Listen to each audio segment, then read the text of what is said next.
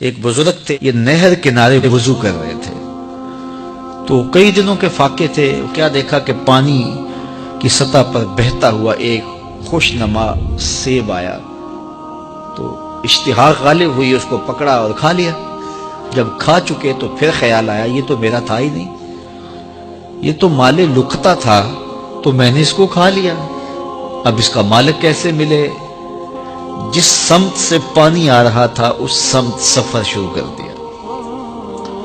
کئی دنوں کی مسافت کے بعد دیکھا کہ ایک باغ ہے جس کی شاخیں اس پانی کی طرف لٹک رہی ہیں۔ سمجھ گئے کہ یہیں سے گرا ہوگا اور میں نے کھا لیا۔ خیر باغ میں پہنچے، مالک سے ملے، کہا کہ یوں میں نے ایک سیب کھا لیا ہے اور میرا غالب گمان یہ ہے کہ اس باغ کا وہ سیب تھا، تو میں معافی مانگنے آیا ہوں، یا پھر بتائیں کہ اس کا ہرجانہ کیا ہوگا۔ جب مالک باغ نے یہ بات سنی، وہ بھی صاحب نظر تھے، سمجھ گئے یہ تو کوئی در یگانہ ہے، یہ تو کوئی گوہر یکتا ہے، تو تیور بدل لیے۔ کہا ایسے تو نہیں معافی ملے گی۔ کہا حضرت کیسے ملے گی؟ کہا 12 سال تک میرے باغ کی گوڈی کرنا پڑے گی۔ اللہ اکبر، اور ایک شرط اس کے علاوہ ہوگی۔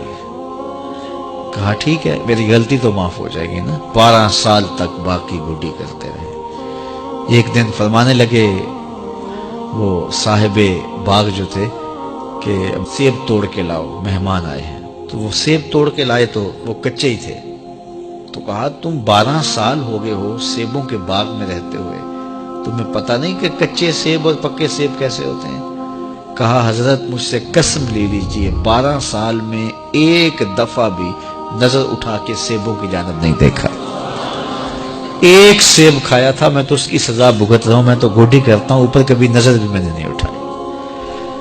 سینے سے لگا لیا، کہا ایک شرط تمہاری پوری ہو گئی، اب دوسری شرط ہے کہ میری ایک بیٹی ہے جو آنکھوں سے نابینا ہے، کانوں سے بہری ہے، بول سکتی نہیں، اور وہ اپاہج بھی ہے، چل بھی نہیں سکتی، اس سے تمہارا نکاح کرنا چاہوں، اگر تمہیں قبول ہے تو معافی ہو جائے گی۔ کہا ٹھیک ہے جی قبول ہے، میرا گناہ معاف ہو جائے، میں زندگی کاٹ لوں گا، کوئی بات نہیں ہے۔ خیر نکاح ہو گیا۔ کہا کہ یہ کمرہ ہے، یہاں آپ کی زوجہ آپ کی منتظر ہے۔ جب وہاں گئے تو ایک خوبرو دوشیزہ منتظر تھی، تو فوراً پلٹے کہ میں غلطی سے کسی اور کمرے میں آ گیا ہوں۔ پلٹتے ہوئے دروازے کی چوگاٹ سے سر پھٹ گیا، خون بہنے لگا۔ جب باہر آئے تو صحن میں پہنچے تو وہ بزرگ وہاں تھے۔ کہا کیا ہوا؟ کہ حضرت ایک غلطی کی سزا اتنی کاٹی، اب کہیں دوسری غلطی نہ ہو جائے، وہ تو کوئی اور ہے خاتون۔ کہا وہی تمہاری زوجہ ہے۔ تو میں بتاؤں کہ وہ بہری کیوں ہے؟ آج تک اس نے غیر محرم کی آواز نہیں سنی۔ تو میں بتاؤں کہ وہ بول کیوں نہیں سکتی؟ آج تک اس نے غیر محرم سے کلام نہیں کیا۔ اندھی اس طرح ہے، آج تک اس نے غیر محرم کو نہیں دیکھا، اور اپاہج اس طرح ہے، چل کے کبھی گھر کی دہلیز سے گئی نہیں ہے۔ تو اس خاتون کا جب نکاح ہوا اور پھر ان سے اللہ نے ان کو ایک بچہ دیا جس کا نام ہے الشیخ عبد القادر جیلانی۔ جب ماں باپ اس طرح کے ہوں تو بیٹے اس طرح کے ہی ہوتے ہیں۔ باپ کا لقمہ پاک اور ماں اپنی آبرو کی کیسی محافظہ، پھر در یگانہ اور گوہر یکتا جو پیدا ہوتا ہے وہ دین کی احیاء کرنے والا ہے، دین کی مردہ قدروں کو نئی زندگی دینے والا ہے۔ حضرت ملا علی قاری لکھتے ہیں کہ حضور غوث اعظم جب مجلس واعظ کرنے بیٹھتے تو 70 ہزار کا اجتماع آپ کے مجمع میں ہوتا، اور عمومی طور پہ اللہ کی رحمتوں کے حوالے سے بات کرتے، اور جس دن آپ اللہ کے قہر، غضب اور جلال کی بات کرتے کئی جنازے اٹھتے۔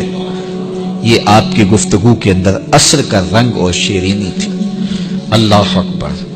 تو باپ دیکھیے کہ رزق کے معاملے میں کتنا محتاط ہے، اور ماں دیکھیے اپنی عصمت کی کتنی حفاظت کرنے والی ہے۔ مائیں بچوں کی تربیت کرتی ہیں، ماؤں کے ذریعے سے پاکیزہ صفت بچے جنم لیتے ہیں، تو لہٰذا ماؤں کو اچھی تربیت کا حامل ہونا چاہیے تاکہ وہ آگے اچھی تربیت خود کر سکے۔